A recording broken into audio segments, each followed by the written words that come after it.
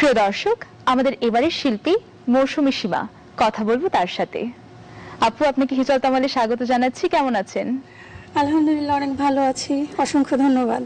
আপনাকে দেখতে ভীষণ মিষ্টি লাগছে। কোথা থেকে এসেছেন আপু? আমার বাড়ি হচ্ছে লালমনিরহাট। আজকে আমি একটা ভাওয়াই গান শোনাবো। গানের কলিটা যদি একটু শুনি। হ্যাঁ, গানের কলিটা হচ্ছে রংপুরিয়া চ্যাংড়া বন্ধুরে।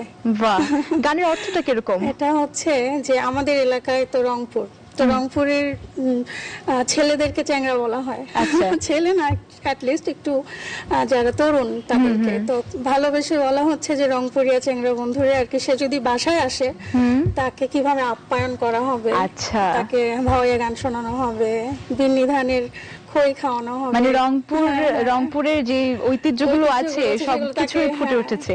বেশ ভালো, আমরা গানটা শুনি তাহলে। ওকে।